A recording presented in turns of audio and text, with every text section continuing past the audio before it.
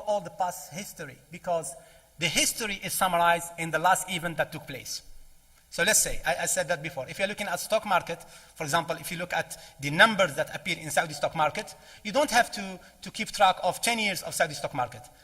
Build a model that will be able to capture the last stock value, and based on that, as if you are summarizing the 10 years history. Of course, this is a challenge to do, especially when you are having some noise. Let's say I have a robot, and he has some hearing problem. I give him 4 directions. I tell him, go up, go left, go right, go down. So the robot, from time to time, he hears me wrongly. So if I tell my robot, go up, there is 10% that he will go left, and there is 10% that he will go right.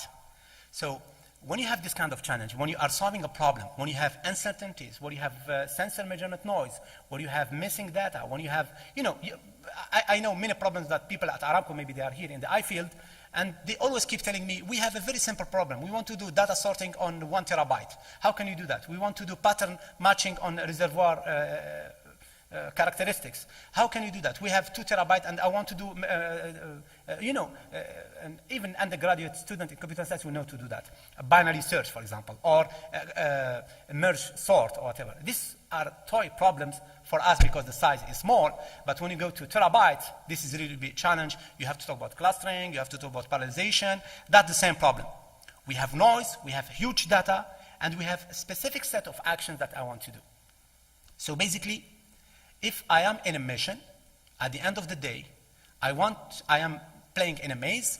There are 2 end stations, and you would like to say, station A, the end of the game, you will get your reward. Station B, another end of the game, you will lose everything. So when you are developing a strategy for that, it's called a decision problem. So you have to know the transitions that are happening, and of course transitions are noisy, because if you are doing measurements, if you are reading from some data, if you are looking at historical data, there could be always a loss of information. So huge data, and at the same time, incomplete or redundant. So basically, when you are doing that, I'll just try to explain the equations, how do they work.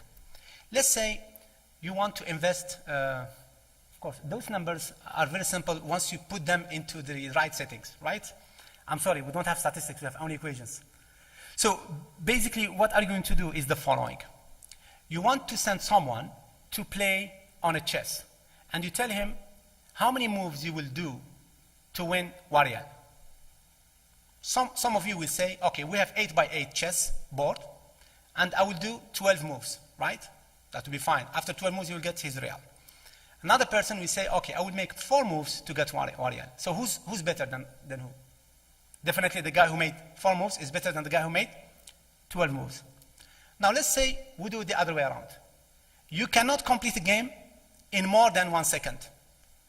The same 2 players will play completely different. So what I'm showing here, the value, it means how much money, how much profit you are going to make when you are solving the problem. Of course, this money will come after making some transactions. If I give you a portfolio to invest on, and you have 1 million riyal, so how many investment decisions you will make over a year? And after each decision you are making, if I may use this, not showing. So after each transaction I'm making, I'm going to have some profit for you. So this equation basically tells you in the max term, what is the best investment decision you are going to make to maximize my reward after 1 year? So basically that's the reinforcement learning problem. So again, let me summarize it in a very nutshell. What is the best action or the maximum action that will give you the maximum reward on your investment among a set of actions? For example, you would say, buy stock from STC, or there's another decision, buy stock from Mobile, or buy stock from Sabic, or sell some stock shares. These are all possible actions that you are going to take, or decisions. Now, what is the best decision you will do over 1 year? If you have to decide every day in 1 year, so 365 decisions, what is the best decision you are going to make to give me, after 1 year, the maximum reward in my portfolio? That's basically a Markov reinforcement learning problem. So to summarize it, I have to give you a set of decisions that are going to give you the maximum reward. If you are having a robot walking on Mars, you know what is the maximum reward? Is to spend the least of the fuel or the battery. So now, in portfolio investment, it's a very big number. You want to achieve a very big number. In robot guidance over space mission, it's a very small number. So you try to tell him, Mr. Robot, try to make the least number of moves to get out of this dip valley. But I want you to make this in the smallest number of moves because the moves cost me 1 liter of fuel per hour. So basically, these are decision problems, and once you know how to do them, of course, the biggest challenge in reinforcement learning is the problem formulation. Once you will be able to formalize the problem, it will be a piece of cake. For example, I was talking about helicopter. The helicopter, we have states. The states is this helicopter position and speed, angular and Cartesian speeds and positions, 12 numbers, they keep changing all the time. So this might, now, from this position of the helicopter, what is the best move I'm going to do in my joystick such that the helicopter will not crash? So basically, these are very advanced problems, but once they are formulated in a very clear and nice manner, they become straightforward. So the same thing. Now I have a small robot moving around, and my challenge is to make the robot move to a gold place. But of course, he can end up in a place where there is fire.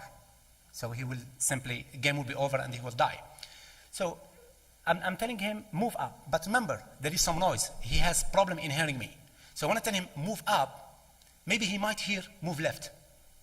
So if I tell him, move up 100 times, 10 times he move left, 10 times he move right, and 80 times he move up. So this is called transition, from one position to another, or one state to another.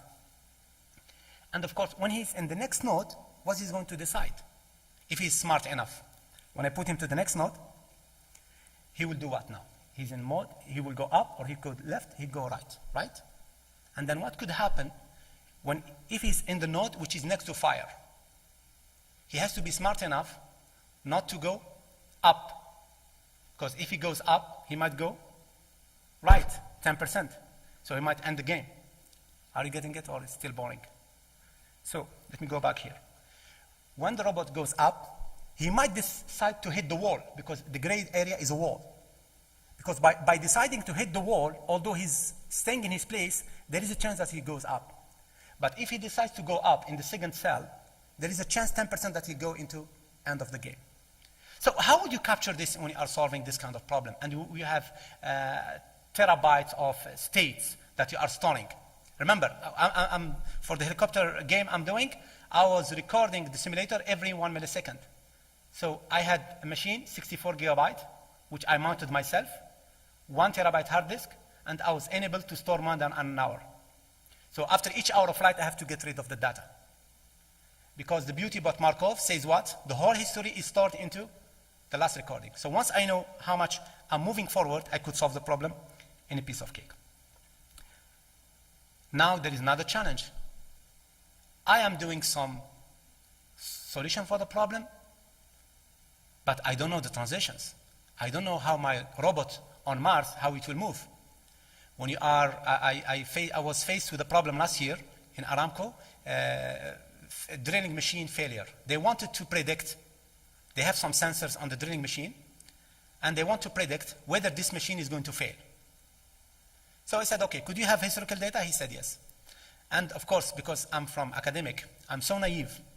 I thought the drilling machine was like, just like Makita, a big one.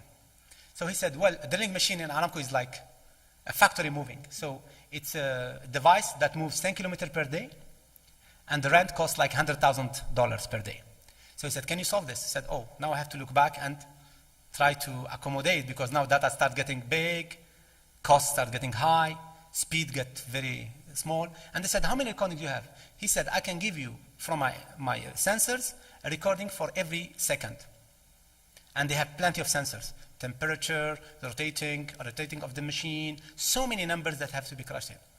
For me, I said, okay, this is a clustering problem. I will cluster the data into 2 sets. Failure data, normal functioning data. And of course, I have to do a lot of assumptions that are not there in a research paper. That's why we are seeking the help of real-time simulator. You see, this helicopter, it's really simulating a real helicopter, because we don't want to make assumptions anymore about what's happening in the real world. So they said, okay, but sometimes some of the sensors are wrong. You remember the last Airbus crash from Air France when it was flying from Brazil? You know what was the problem? One of the speed sensors was giving the wrong reading. So one sensor for the speed was giving the wrong reading, and the pilot was making some maneuvers. What happened? Or it was even the autopilot at that time. And of course, speed was increasing, but no one was aware of that. And then it crashed, because they went to a regime of the aircraft that was not supported by regular traveling or cargo aircraft, and it crashed. And they found that, and of course they have recalled all the Airbuses to fix the sensor problem. So these are the kind of problems that you will face when you are solving a real-world problem. Sensor is not reading, there is heating in the sensor. If you have a battery-enabled sensor, it will fall down. So all these kind of uncertainties and inaccuracies, how would you inject them into your system? So it has to be tolerant. You remember, if you have taken some neuroscience reading, or human beings have fixed number of neurons, and with age they start dying. We do not reproduce neurons. So basically the same knowledge gets transferred somewhere else in the brain, visual cortex, auditory system. And at some time, a person gets so much damage in the neuron, he cannot recall anymore. So he cannot make it. He's not becoming tolerant. So how can I make my system, even by missing some reading or by missing some attributes of the problem, I can still keep going? So I start making less assumptions about what's going on. So I don't know the transitions. I don't know the reward. Basically, my reward at the end, it will be to have a safe landing. When I'm controlling a helicopter, my reward is to make the hovering stable. So I don't want the helicopter to be shaking. All these kind of assumptions that you are making, they have to be captured into your problem. So we started with a simple problem. So I have a cart. Of course, it's a mechanical cart. So there is a hill. You have to get the cart and push it. And what is the challenge now? The challenge is to make sure that you are not going to, yes. Okay, yeah, I'm closing anyway. So the challenge for this application is that you don't want to do a lot of push back and forth. So if you want to build a policy or you want to design a strategy for this kind of problem, how many times you have to push the cart? And at which position you put the cart? For example, are you going to put your cart here and then start to let it go? And how many times it will come back? Are you going to put it here? Are you going to put it here? So this is a very difficult problem. Now, let's think for 1 minute that this is a 1 meter. This distance is 1 meter. So I move forward 1 meter, I go backward 1 meter. Of course, this is continuous. In a segment of 2 meters, you have infinite positions, right? So we decided to say, okay, let's discretize. Let's say steps. So I'm making a grid. I make a grid. So by making a grid here, I have to make a grid in a helicopter. I have to make a grid in the drilling, because I cannot take all the numbers.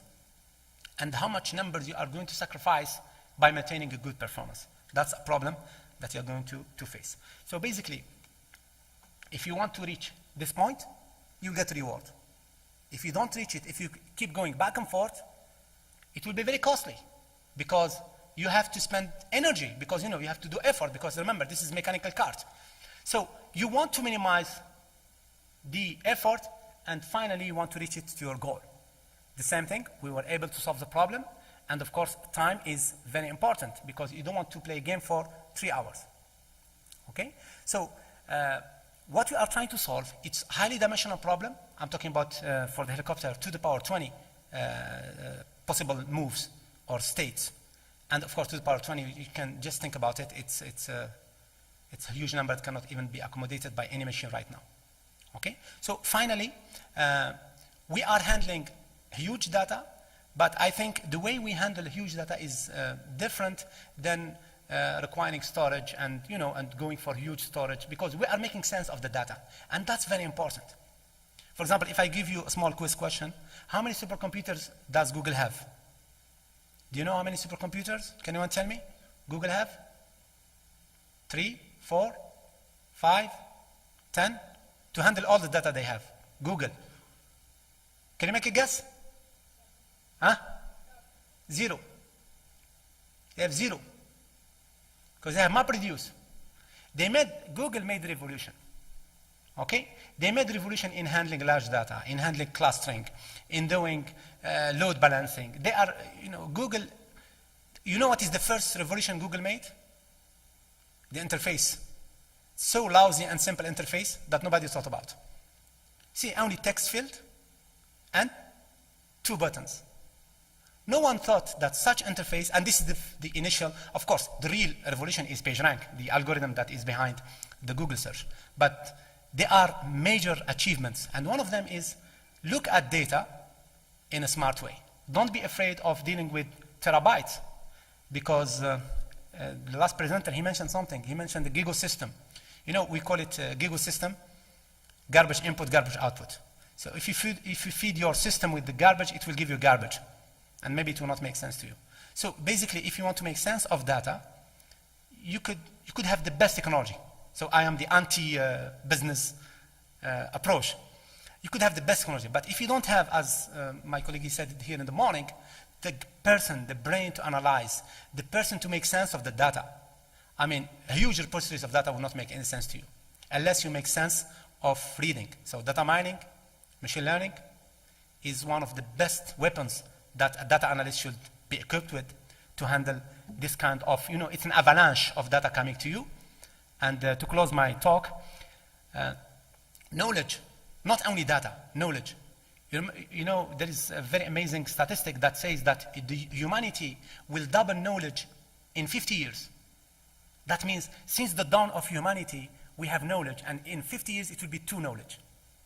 So it's not Moore's law anymore. It's not thing doubling and cost going down every 18 months, but it's much faster than that. Thank you very much.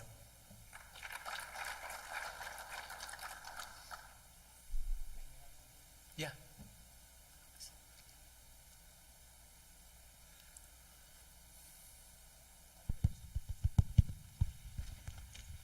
Technical question? Yeah. You have generated the 12-dimensional from the flight status diagram, yes. Yeah. right? The state metrics. Yes. And you have tracked it for some time, yes. Right? Yes. And the whole data you had subjected for analysis. Yes. And then the Markov model was applied to check that any data deviated. Is it like that? Yeah, that's right. Yes. Because you wanted to explore the crash. It's a big data problem. We can definitely map it to a big data problem. Because we don't want to explore all the situations to end up in a crash. So in this approach, in reinforcement learning, you are saying what is the state if you start with, it could lead to a crash. So this is called exploration. We don't want to explore all the possible states because it's simply infeasible. You cannot explore infinity of states. So we pick up a state and let's say, let Markov tell us whether this state, after doing some transitions, it will lead to a crash. And then we put them in the blacklist. So we tell the pilot, never make this maneuver because it will take you to a crash after 5 minutes, 10 minutes. Yeah. Okay, thank you. You're welcome.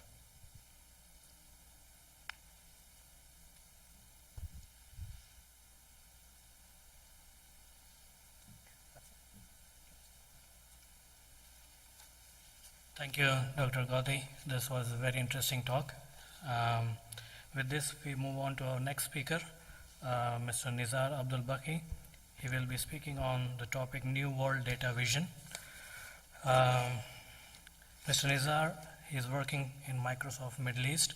He is a group lead for server and business tools. In his capacity, he is responsible for cloud and data platforms, strategy, marketing, and sales in Microsoft Saudi. Please join me in welcoming Dr. Baki.